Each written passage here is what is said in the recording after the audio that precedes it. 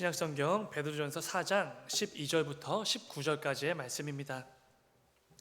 신약성경 382페이지에 있습니다. 베드로전서 4장 12절부터 19절까지 말씀입니다. 우리 이 시간 그 가운데 12절과 13절 말씀만 함께 읽도록 하겠습니다. 오늘 본문 가운데 4장 12절과 13절 말씀만 우리 한 목소리로 함께 읽겠습니다. 시작. 사랑하는 자들아, 너희를 연단하려고 오는 불시험을 이상한 일 당하는 것 같이 이상히 여기지 말고 오히려 너희가 그리스도의 고난에 참여하는 것으로 즐거워하라. 이는 그의 영광을 나타내실 때에 너희로 즐거워하고 기뻐하게 하려 함이라. 아멘. 잠시 기도하겠습니다.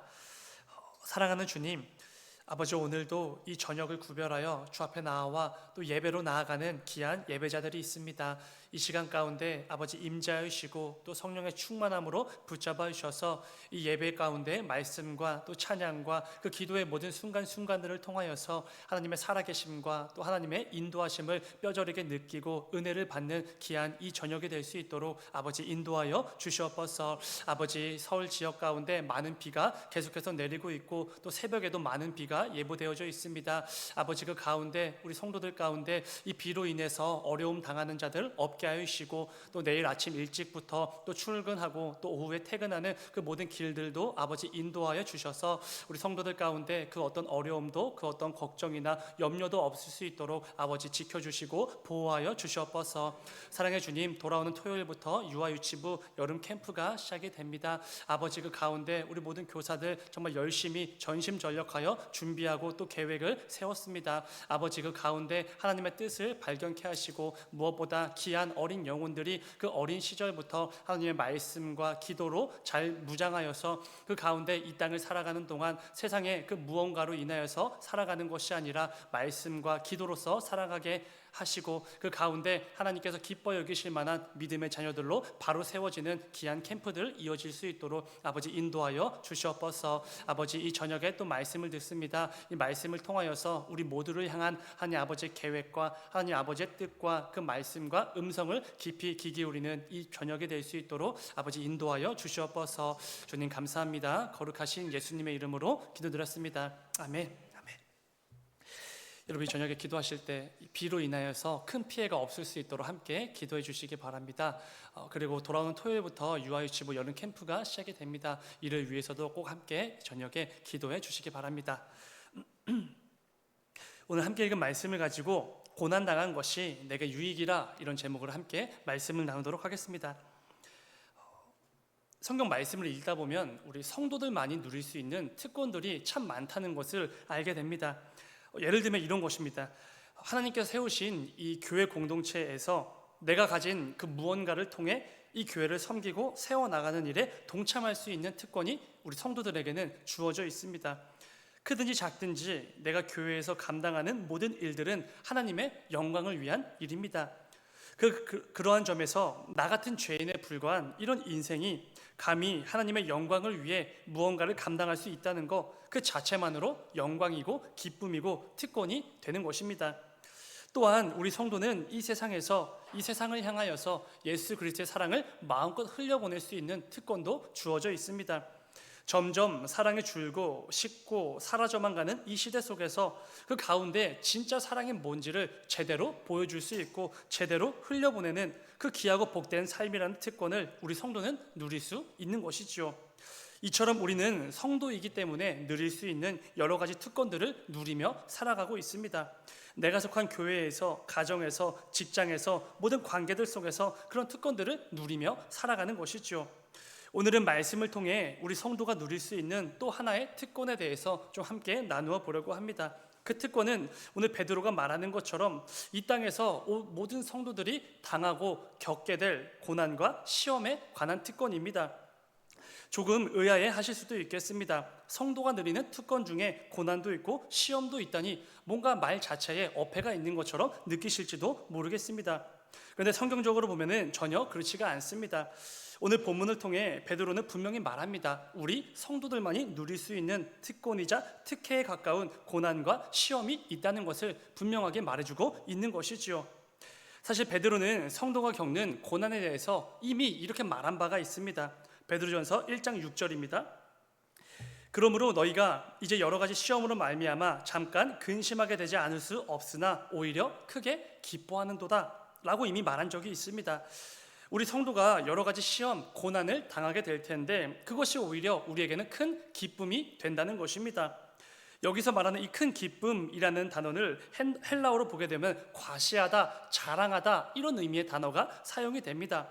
여러분, 우리는 보통 어떨 때 다른 사람들에게 무언가를 과시하고 무엇을 자랑하려고 하겠습니까? 당연하죠.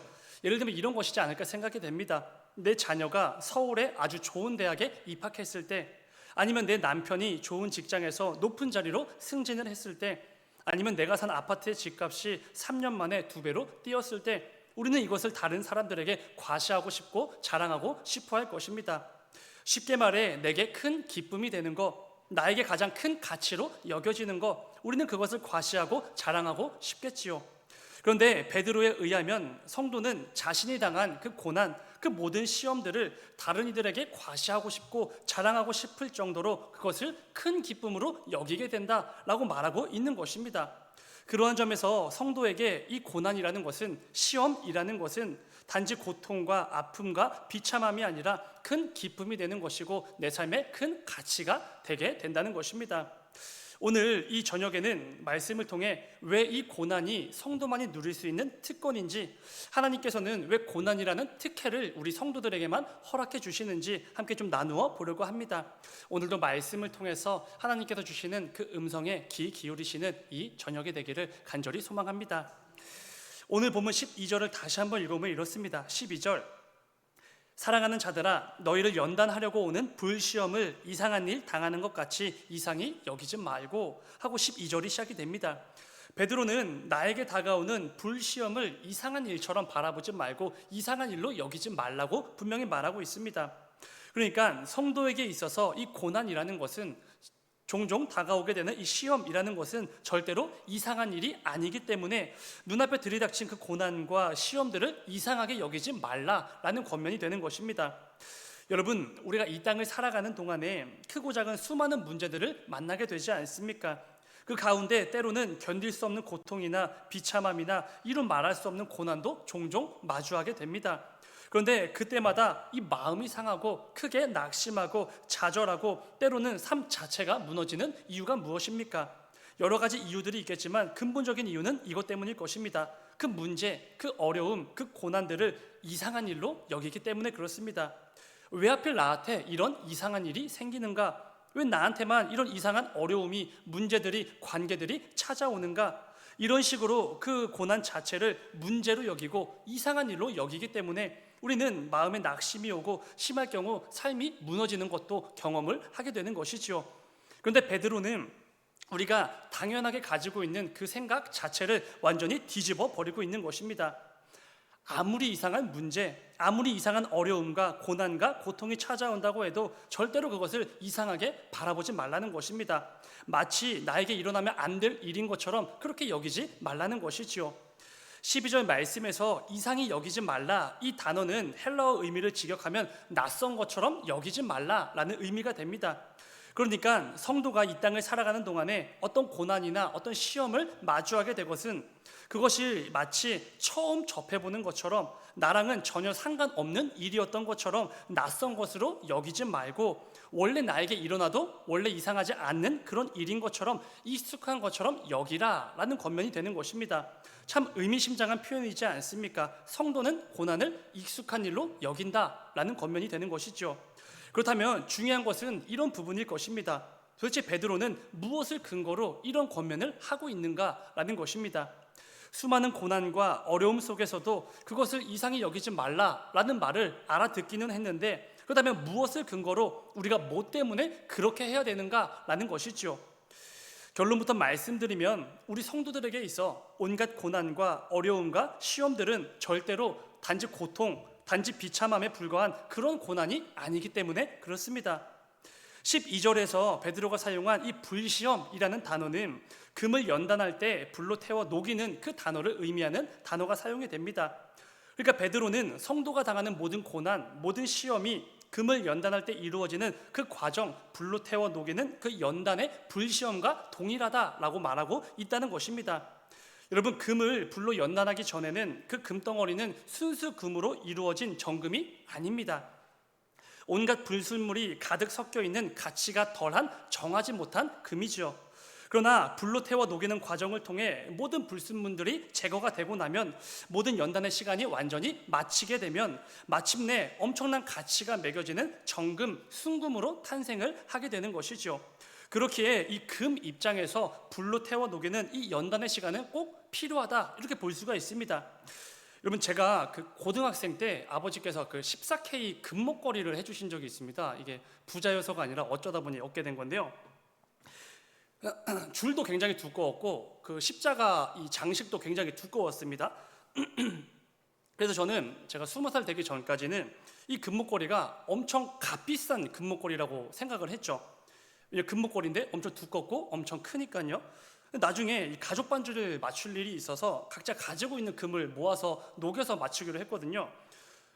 근데 이제 제가 낸 금이 가장 컸습니다. 가장 큰 금목걸이였는데 그 두껍고 그 큰 14K 이제 금 목걸이가 불로 녹이고 순금만 남았을 때 얼마 내줬을까요? 근데 제 반지가 새끼손가락보다 조금 작은 반지였는데 그 반지도 맞출 만한 금도 안 나올 정도의 금밖에 나오지 않았습니다. 그 정도로 제가 가진 그 큰 목걸이에는 불순물이 가득 쌓여져 있었던 것입니다. 그때 이 순금과 불순물이 섞인 14K가 얼마나 차이가 많이 나는지 알게 된 것이죠. 사실 이 불순물이 가득 섞인 금덩어리는 금이라고 부를 수가 없습니다. 불로 연단의 과정을 모두 거친 후에 불순물이 다 사라지고 순수 금만 남은 그 정금이 되었을 때 우리는 그때서야 그것을 순금, 정금, 금이라고 부르게 되는 것이죠. 이러한 점에서 금을 불로 연단하여 정금으로 만드는 이 과정은 너무나 중요하고 꼭 필요한 과정이라고 볼 수 있습니다. 그런데 베드로는 우리 성도가 당하는 고난이 바로 그 불로 연단하는 그 과정과 똑같다, 이렇게 말을 한다는 것이죠. 성도의 고난도 마찬가지입니다. 아무런 의미가 없는 그냥 고통, 그냥 비참함, 그냥 아픔으로 끝나는 시간이 절대로 아니라는 것이죠. 오히려 우리 성도들에게는 너무나 중요하고 꼭 필요한 연단의 과정이라는 것입니다. 오히려 그 과정을 통해 성도 그 안에 있었던 잘못된 모든 것들이 태워져 없어지게 되는 것이고, 그 가운데 하나님께서 기뻐 여기실 만한 순수한 믿음만 남고, 그 가운데 그 믿음이 성장하고 성숙되어지는 그 연단의 과정이 바로 고난을 통해 이루어진다는 것이죠. 불의 연단을 통해 정금이 만들어지는 것처럼 성도는 고난이라는 그 연단을 통해 성도다운 믿음으로 조금씩 더 성숙해져 간다는 것입니다. 그렇기에 우리 성도에게 있어서 이 고난과 시험은 꼭 필요한 필수적인 요소라고 볼 수 있다는 것입니다. 일본의 작가이자 기독교인인 미우라 아키코라는 분이 있습니다. 여러분들도 많이 들어보셨을 것입니다. 이분이 젊은 시절에 정말 많은 질병들을 앓아서 거의 대부분을 누워만 있었다고 합니다. 그 젊은 시기에 이 질병으로 인해서 그냥 병실에만 누워 있었던 것이죠. 20대 초반에 폐결핵도 왔었고 척추암도 걸렸고 직장암도 걸렸고 이외에 정말 많은 끔찍한 질병들을 많이 겪게 되셨습니다. 그런데 단지 이 질병으로만 육체의 고통을 받은 게 아니라 주변 사람들로부터 마음의 상처도 많이 받았다고 합니다. 그렇게 열심히 교회 다니고 그렇게 열심히 믿음 키워봤자 뭐하냐, 이렇게 많이 병 걸리는데 이런 조롱도 많이 들었다고 합니다. 그런데 이 아픔, 이 고난 속에서도 미우라 아키코라는 분은 그 고난으로 인해 믿음을 저버리지 않았습니다. 오히려 그 가운데 더욱더 견고해지는 그 믿음의 성장을 경험하게 됩니다. 그때 이분이 기록한 글에 이런 간증이 담겨져 있습니다. 내가 병을 앓지 아니하면 드릴 수 없는 기도가 있었습니다. 내가 병을 앓지 아니하면 믿을 수 없는 기적이 있었습니다. 병을 앓지 아니하면 들을 수 없는 거룩한 말씀이 있었습니다. 병을 앓지 아니하면 나아갈 수 없는 거룩한 곳이 있었고, 병을 앓지 아니하면 바라볼 수 없는 그분의 얼굴이 있었습니다. 이런 놀라운 간증을 남기게 됩니다. 여러분, 이 글은 우리 성도가 당하는 고난이 단지 고통과 비참함과 그런 고난에 불과한 게 아니다라는 것을 분명하게 보여주는 귀한 간증이지 않습니까? 이분은 자신에게 들이닥친 그 수많은 병들을 단지 고통이나 비참함이나 고난으로 여기지 않았습니다.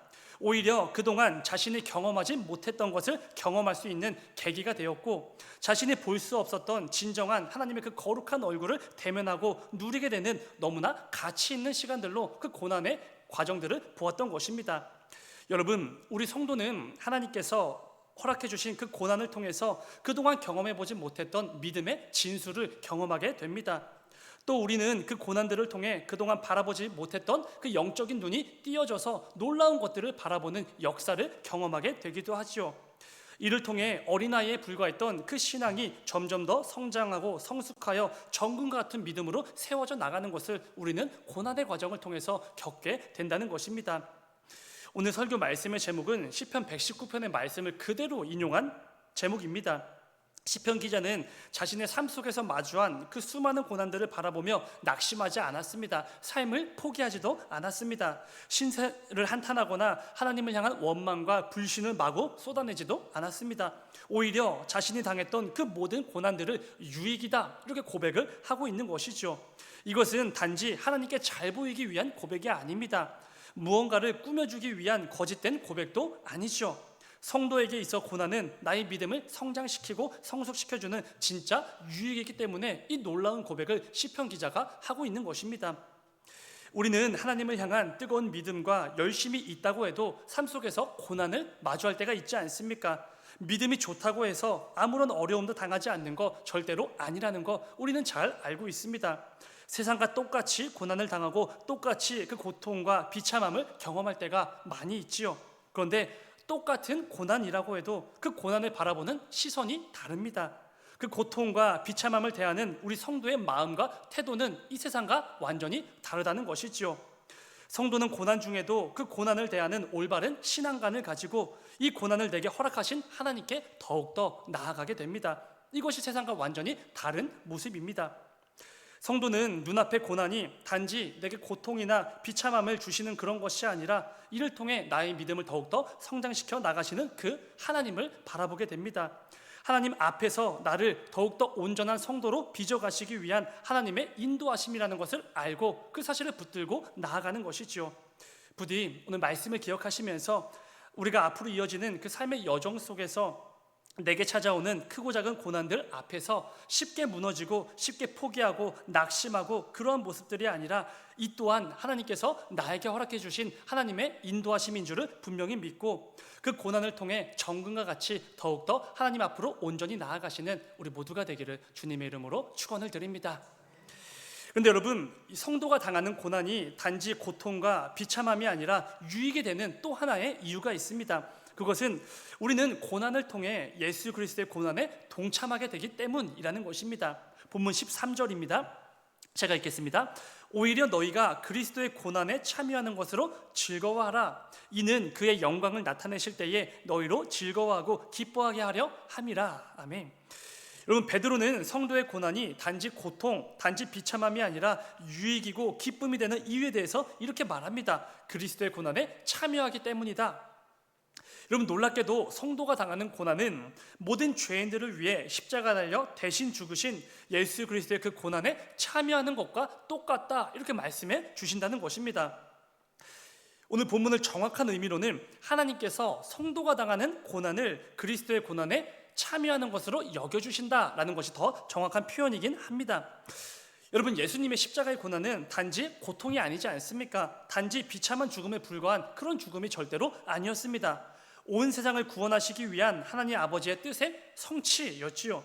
그런데 우리와 같은 그 죄인들이 감히 예수 그리스도의 그 고난에 동참하게 될 수 있다는 것입니다. 하나님 아버지의 뜻만을 생각하셨던 그 예수님의 고난에 동참하는 것이고, 하나님의 뜻을 위해 내 모든 것을 내려놓았던 예수 그리스도의 그 고난에 우리도 동참하게 된다는 것입니다.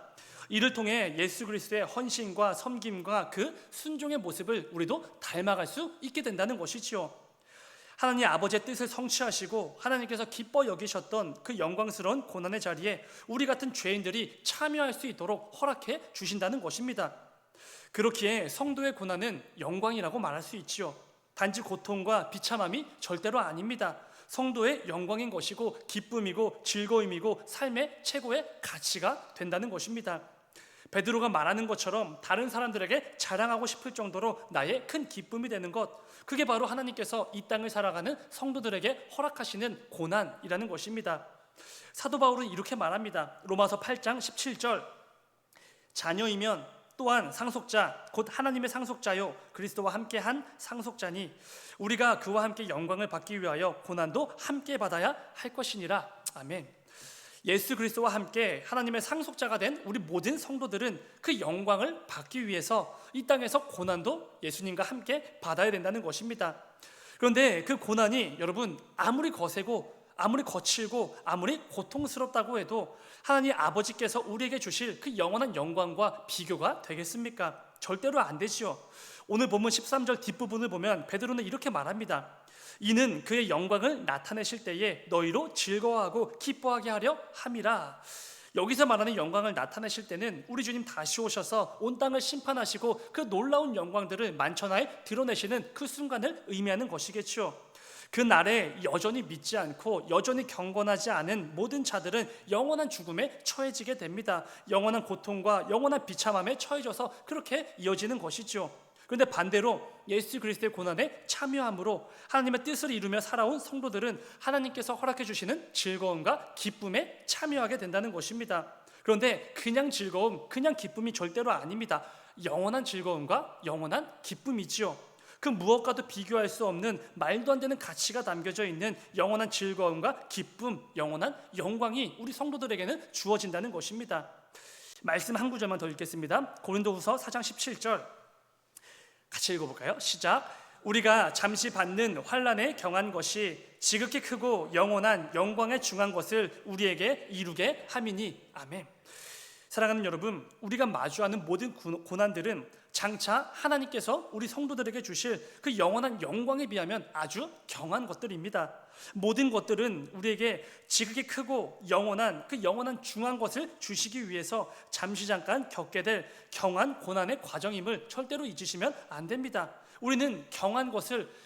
우리는 이 귀한 하나님께서 장차 우리에게 주실 그 영원한 영광에 비하면 아주 경한 고난들을 겪고 있다는 것이지요. 오늘 말씀을 기억하시면서 이 땅을 살아가는 동안에 어떤 고통이나 비참함, 당혹스러운 고난들이 가득 밀려온다고 해도 이 고난을 내게 허락해 주신 하나님의 선하심을 더욱더 신뢰하는 우리 모두가 되기를 간절히 소망합니다. 성도는 눈앞에 있는 그 모든 고난들을 단지 고통이나 비참함 정도로 여기는 그런 사람들이 아닙니다. 오히려 나의 믿음을 더욱 성숙시켜 주시는 하나님의 도구로 그 모든 고난을 바라보게 되는 것이고 예수 그리스도의 고난에 나도 참여할 수 있는 놀라운 영광으로 여기게 되는 것이지요. 이를 통해 어떤 고난이 밀려온다고 해도 낙심하고 넘어지는 것이 아니라 나를 인도하시는 그 하나님을 더욱더 의지하고 신뢰함으로 나아가시는 우리 모두의 복된 인생이 다 되시기를 주님의 이름으로 축원을 드립니다. 잠시 기도하겠습니다. 사랑의 주님, 아버지, 우리가 이 땅을 살아가다 보면 참 많은 어려움과 또 낙심과 또 문제와 그 위기들을 직면할 때가 참 많이 있습니다. 그러다 보면 때로는 하나님께서 정말로 살아계시는 게 맞는가, 내 삶 가운데 여전히 동행하시는 게 맞는가, 이런 원망과 불신의 마음들이 들 때도 있습니다. 그런데 아버지, 그때마다 오늘 말씀을 기억하게 해주셔서 세상 모든 것들을 주관하시는 그 하나님께서 지금 내가 직면한 눈앞의 문제도 내게 허락해 주셨음을 믿고 그 가운데 하나님의 뜻을 구하고 하나님의 선하심을 여전히 신뢰하며 나아가는 우리 모두가 될 수 있도록 아버지 인도하여 주시옵소서. 눈앞에 그 모든 고난을 통해서 나를 더욱더 성장시키시고 내 믿음이 더욱더 정금과 같이 나아오기를 바라시는 하나님 아버지의 그 깊으신 뜻과 마음을 헤아리는 우리 모두가 될 수 있도록 아버지 인도하여 주시옵소서. 이를 통해 이 땅을 살아가는 가운데 그 어떤 고난이, 그 어떤 환경과 형편과 상황들이 내게 들이닥친다고 해도 언제나 나를 인도하시는 그 선하신 하나님을 더욱더 의지하며 나아가는 우리 모두가 될 수 있도록 아버지 인도하여 주시옵소서. 주님 감사합니다. 거룩하신 예수님의 이름으로 기도드렸습니다. 아멘.